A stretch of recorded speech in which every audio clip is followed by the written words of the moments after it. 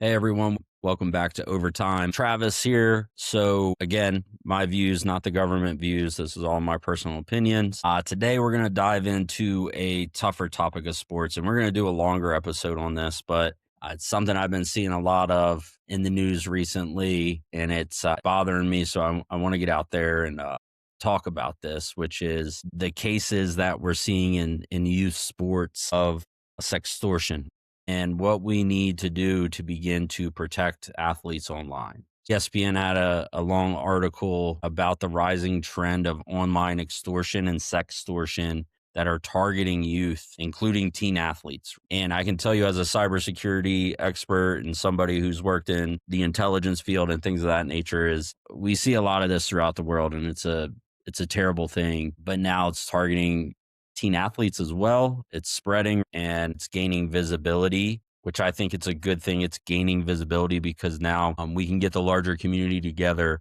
to really focus on some of the nasty things that are happening out there. So why are youth athletes being targeted and their families, right, is something that I see posted a lot within social media forums and things of that nature. And to me, it's because of the visibility, the social media use, and the pressure. This is even before high school NIL is fully intact. So I think that's going to create a lot of issues via the cyber domain for this trend to continue, unfortunately. So what clubs, coaches, parents, and organizations should know is how important it is to talk to athletes about these cases, these sextortion cases that are going on. And we're going to apply VCC's cybersecurity perspective to this throughout this episode. So, no, it's a tough topic, but it's got to be addressed. So, recent reporting from FBI and media is highlighting a sharp rise in these sextortions that are targeting minors.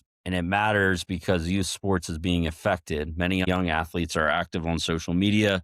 They're under pressure on top of that to perform on the field, as well as just being a teenager and growing up, right? It's a difficult task to juggle both of those. And many are not aware of the cybersecurity risks by using all of these social media platforms. We'll walk through what's happening, why it's dangerous, and what you can do now to protect yourself or your kids. The key points, we'll look at some of the high profile cases and we'll break down some of this. So in the ESPN article, it's highlighted that a teen athlete befriended on social media a female, and he ended up sending intimate photos to this account that he believed to be a female. And what it turned out to be are foreign extortionists, really foreign scammers that then use those pictures to use those pictures to extort this young man, saying that they would send it to family members and everyone would know how sick he was and all this kind of thing, just nasty things. And as a result of that, unfortunately, the team came under pressure and bad thing happened. But how these scammers operate, it's very common to see across the cybersecurity domain, which is fake social media accounts. You have catfishing through social media. Malicious cyber actors will groom, which means they will essentially make you believe that they are a real person and fill your head with thoughts. And then once you make that mistake, they take advantage of it and they manipulate you through the establishment of trust and blackmail you. And the FBI has warned there's a sharp increase in financially motivated sextortion cases among minors, which is terrifying. It's not where we want to be as a society. And again, with high school NIL now being applied, unfortunately, I think unless we get ahead of this trend could continue. Victims include many young athletes or youth sport participants, meaning this isn't just random risk, but systemic threat to youth sports culture in total. And if you're a young athlete, like I want listeners to really think about this. If you're a young athlete on social media, do you think about cyber risk when you post or interact online? It's probably not in your head, but let's talk about why you should be thinking about this. It's because youth athletes often have high social media visibility. They have, whether it's team pages that they're posted on, highlight reels, they have fan attention, and that visibility, all of those things together, it puts a spotlight on them. So as a result of that, it's just human behavior. They're going to have a lot of followers on social media.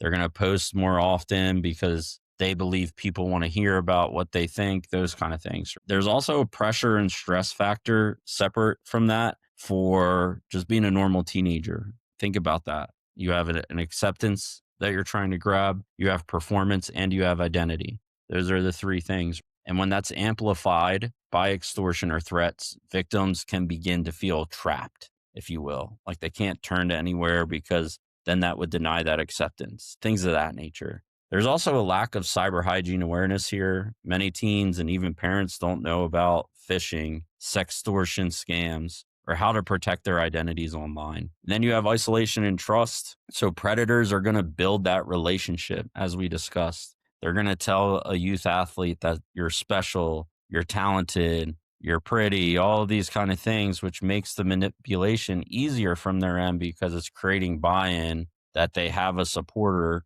and they're not aware that this is actually a scammer. The real world consequences of this are beginning to show themselves throughout society through these terrible news stories that we see. But it's like emotional trauma, fear, shame. It's more dangerous for minors. Adults have been experienced and exposed to these things and maybe have coping mechanisms to get around these things. But for minors, they haven't developed those skills yet, right? And unfortunately, because of that, some victims have taken extreme actions under pressure to include hurting themselves or suicide. On top of that, you have consequences concerning reputation, mental health, and social standings. And these ripple effects for families, teams, and communities are endless because the impact is felt across the entire spectrum. So what I am assessing is a broader risk that we're about to see to youth sports ecosystems. Cyber risk isn't just for professionals, okay? We need to be able to communicate at the high school and below level as well as the college level and up level. Cyber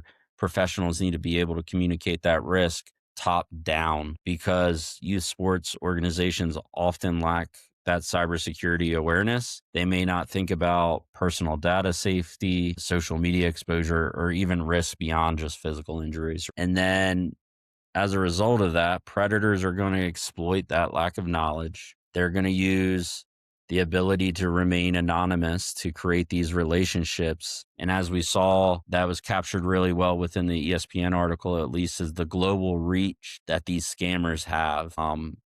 And traditional boundaries no longer apply to them. So you may think you're protecting your child by having them in by the time it gets dark, right? When the street light comes on, come on inside. You may think just because they're in your house that they're safe. Unfortunately, they're still being exposed to things across the world because the internet connects everybody. So what we picture as a youth sports cyber hygiene plan, if you will, what does that actually look like? As always, it begins with education, and that's education for athletes, coaches, and parents. And this would be education on phishing, sextortion, identity theft, and social media hygiene. Additionally, establishing secure communication channels for teams. And this would be avoiding public DMs for private club, team business, whatever it is. We would encourage that minors especially keep personal data sharing online to a minimum. Even an innocent post can be weaponized, as we've seen throughout the history of social media. One thing I see lacking across all industries within sports right now,